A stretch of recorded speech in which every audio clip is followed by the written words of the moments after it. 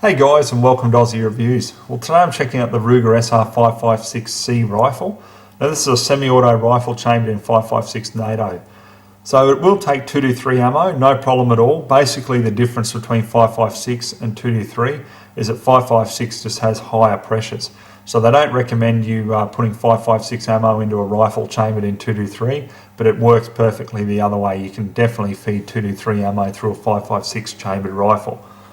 If you want some more info on it, guys, just have a look on the internet. There's a heap of information about that. So what comes standard with the rifle? First of all, you've got the instruction manual here, so I highly recommend you read these. Doesn't matter what firearm you got, I don't care whether it's a shotgun or a handgun, rifle. It really pays to read up on the manual because you'll learn a lot about it. Doesn't matter how experienced you are. Also too, it comes with a box. Just got a Ruger lock. And there's also a front sight adjustment or removal tool there.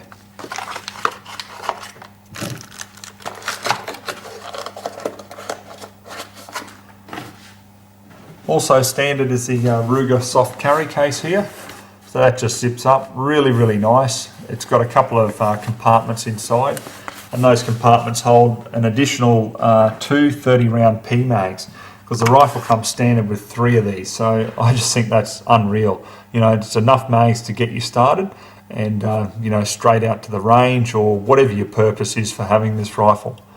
So the PMag in general, just really nice. You know, you've got a tough polymer outer on these, really good springs, great follower, and also just having the window feature on both sides of the mag is just unreal. So you can glance down when you're out in the field and just see how many rounds you've got left. Also standard on the rifle, you've got the Troy rail, the Troy rail covers. They're just Ruger logos on them. You've got iron sights as well, so they just flip up and then you just push a button on the side and push them back down. So that's the same for the rear as well, so that's really cool. You've also got a Hogue pistol grip here. That's just a Ruger logo on that. At the back you've got a M4 style 6-position collapsible or telescopic stock, depending on what you know them as. It comes on standard with the mil-spec buffer tube here. The commercial buffer tube, for those of you who don't know, is just slightly, just a smidge larger than the mil-spec one. It's just got the Ruger logo here as well. So these basically these stocks are just awesome for when you're out in the field, because if you're out hunting in cold weather, you know, and you need to adjust the length of pull, you can do so just so easily. Or if you're introducing new shooters to the, you know, the sport or the hobby, a lot of people have these on their Remington 7.615s and even shotguns nowadays. It's just really good because if you're teaching a young person how to shoot, you can also move it into you know, fit their comfort level. So really handy, and then you can just move it out there for yourself when you're shooting. So yeah, I really like them. Okay, specs wise with the rifle, you've got basically this being the carbine version, as I mentioned. It's just slightly lighter than the standard SR556. So this comes in at 7.4 pounds or 3.35 kilo.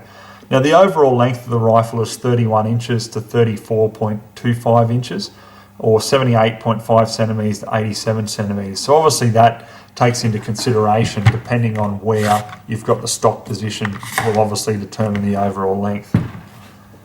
Now let's start up at the barrel. Now this barrel is actually a cold hammer forged chrome lined mil-spec 41V45 barrel. So in layman's terms, it just means it's as hard and as tough as nails. Definitely good quality, and this is what I like about Ruger in general. You know, they always advertise, you know, rugged and reliable. Well, you know, you couldn't really describe Ruger any other way. Their firearms are exactly that. I've had some really good luck with Ruger firearms, so that's why I went for the Ruger SR556, because I just felt confident that they could produce a good quality product. So the barrel here is a 16.12 inches overall in its length, so 41 centimetres.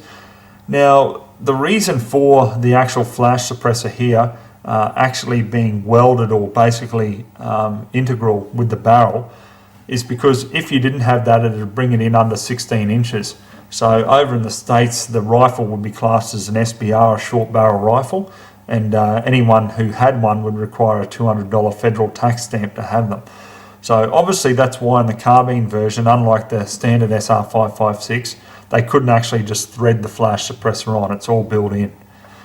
The barrel as well is a 1 in 9 twists, so really handy. I mean, I can only go off experience that I've had with the Anshoots. My 223 shoots everything from 55 grain right up to 75 grain in that 1 in 9 twist rate, no problem whatsoever. So that was another reason why I'm really got high expectations for this rifle. When you actually have a look through the rail here too, you should be able to just see it. It's also fluted, the barrel. So I mean, that's going to aid as well with the weight reduction and also with cooling. Now this rifle, what makes it a little bit different to traditional ARs is you've probably heard of the arguments. There's a lot of arguments on forums and internet in general about the difference between the old direct impingement AR, or DI as they call them, as opposed to the piston system. Now this SR556 is a 2-stage piston system. Now this is basically the regulator at the front, the gas regulator, and the pistons in there obviously. So just to give you a little bit of an education on it, you know, look, some of you might be going, oh God, this is, I know this back to front, but let's take into consideration, you know, new guys into the sport or the hobby. The old DI ARs, basically your gas came up into your gas block, back through the gas tube, and back into the chamber here. So you had obviously a lot of, well, I shouldn't say a lot of issues, because there's a lot of guys out there with the old DIARs who haven't had any problems whatsoever. But I shall say one negative, I guess, was that obviously you had your chamber. It'd get fairly dirty over time once you fire multiple rounds. Well, with this, with the piston system, all the gunk basically goes just where the piston is, and then it stays there. So you've got your heat up here, and the heat's clear from your chamber. So that's one of the advantages. One of the disadvantages, I guess, is that with a piston system, usually you've got that little additional weight that's added to the rifle as well. But anyhow, look, there's always arguments for and against with that. I'm definitely not going to get into it here. I just prefer the piston system myself. With the gas regulator at the front, really handy. You've got 4 different settings on the Ruger. So you've got, obviously it's here on setting 2, as you should be able to see on the camera. You can have it on setting 3, which basically means that it's going to put a lot of gas back into that piston to really get that bolt back.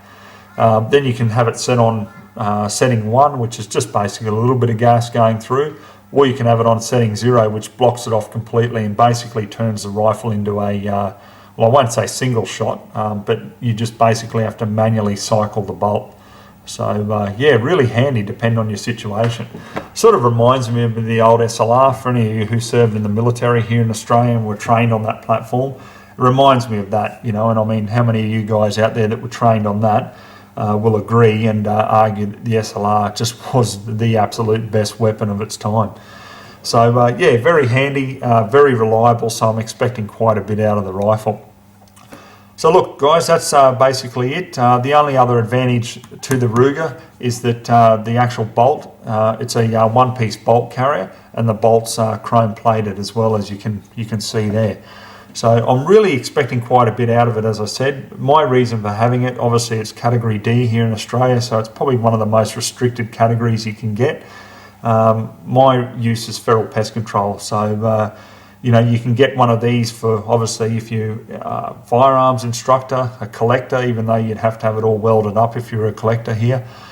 There's also, you know, primary producers and things like that that can still get these Cat Ds, you know. They may be restricted, but you can still get them. So anyhow, that's my use. So what I'm actually going to do is, because I've never actually used this rifle, I've got to obviously sight it in. I've put the Aimpoint Comp M4 red dot on top. I need to get it sighted in so I can go out and do a few contracts. So I'm going to head out to the farm now, where obviously I've got a contract there, and get it sighted in and just run through a few reliability tests before I actually take it out in the field. So let's get out and show you what this rifle's about. Okay, so I'm just loading up some of the 55 grain Z Max.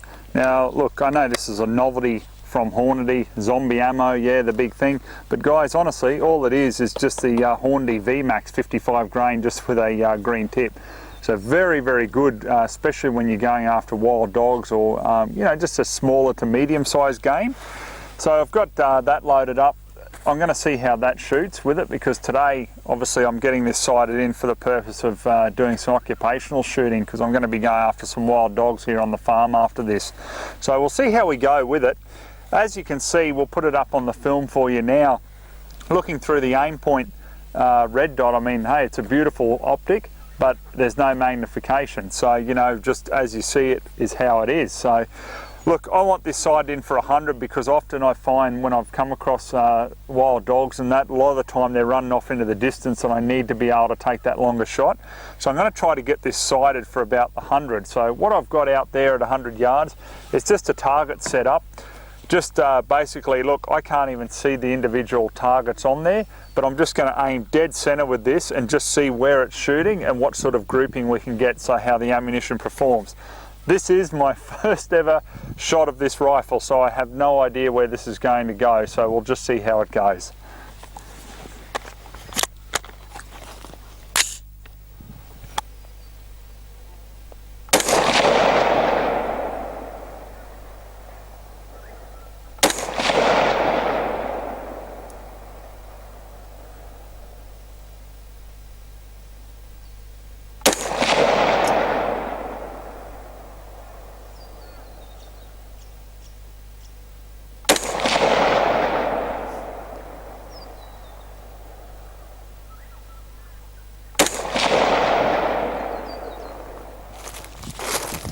Okay, so here's our 5-shot group.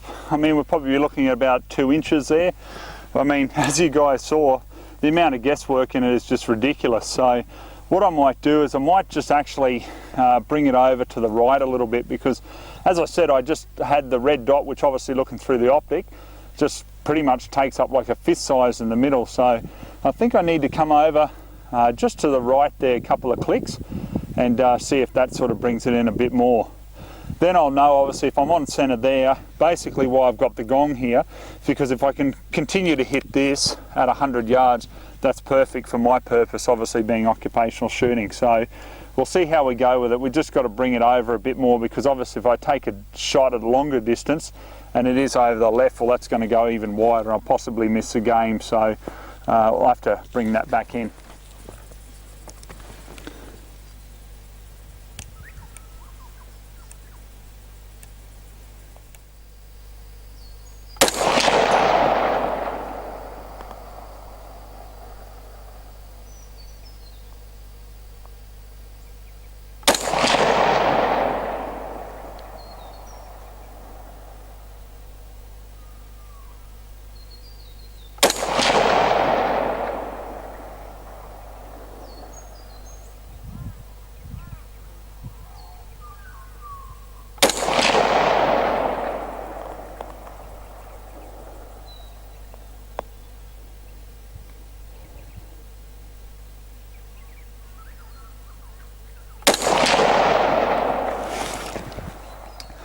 Okay guys, I'm smiling because I'm really happy with that group. How good is that, just with just a red dot? So we've got 5 shots there. Obviously I came over 6 clicks, so a little bit too much. I'm going to have to bring it back, I'd say about 4 to get it right on target there. But look, the Ruger trigger is fairly heavy, I find. So look, as I said, it's the first time I've ever shot it, so just getting a bit used to that heavy trigger. But I really concentrated on the last couple there, just squeezing that trigger gently and then getting the shot off as accurately as I could. So yeah, very, very happy with that. I mean, look at that, that's all within about an inch anyway at 100, so I'm very happy with that. So I'll bring it across 4 clicks, I'll come back to the left there, and then we'll fire another 5 shots and we should be right on target. Okay, so we'll come back 4 clicks now. Got a bit excited before putting it over 6. 1, 2, 3, 4.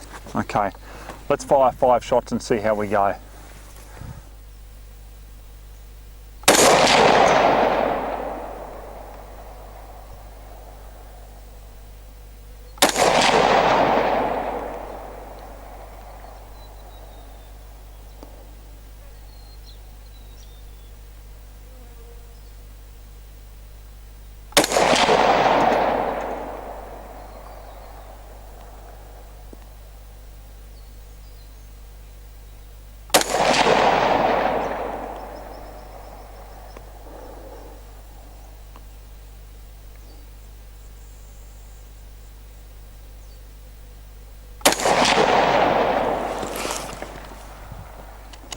Okay, so we've come across, we're pretty much dead on target there, guys. Couple I think I've just pulled there.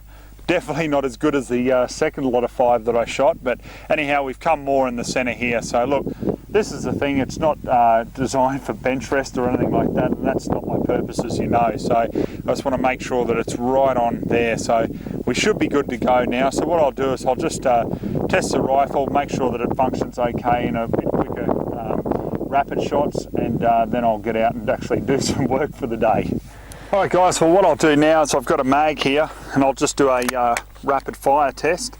Now the reason for this obviously is I want to make sure that if I've got to get enough of these continual shots off, I'm not going to have any jams or malfunctions of any kind. Now I'm not expecting anything because obviously the Ruger is very, very reliable, especially with that piston driven system. So I'm expecting this to work flawlessly, but look, we'll give it a test and see how we go.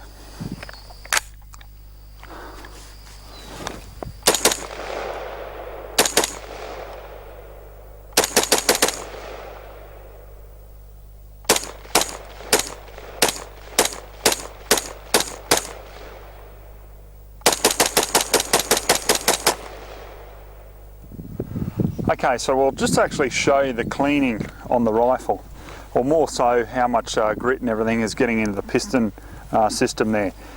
As you can see here, it's very, very cool. There's no dramas of me touching anywhere around the chamber. Normally with the DI, direct impingement AR, you get a fair bit of heat around there because obviously all those hot gases going back there. Where here with the piston, it keeps all the heat up here, so you can feel a fair bit of heat there, but it's actually not too bad at all. So obviously I haven't been going crazy. It's not like I'm in a war zone with it just firing round after round, so it's still quite reasonable. Okay, so what we'll do, just to take down the piston, you see I've got on the setting 2 there. So all you need to do is just bring it round till you get the arrow. Okay, there's back to 1, there's the arrow there, okay? So all you do then is there's a pin at the side here. Now that pushes out just to the from left to right. And then the pin on the back here just comes loose off. There we go. So yeah, that clip was just getting in the way a bit there. And then there's the piston there. Okay, so you can see the build up there around the piston. So I mean, look, that's not too bad, especially when you have a look at the chamber there, which I'll show you shortly. So we can just, that's starting to come off there just with a bit of a chucks wipe. Just wipe that down.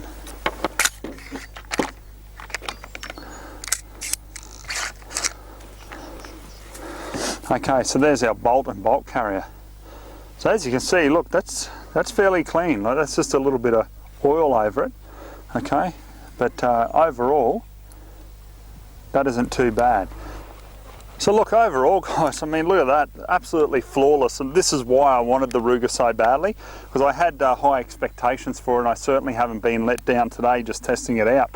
So very, very impressed with it. The only thing that is a bit of annoyance is just that trigger. It started to sort of lighten up a little bit, I think, the more I've used it, but you know, you can see there I'm really, you know, pulling on that trigger.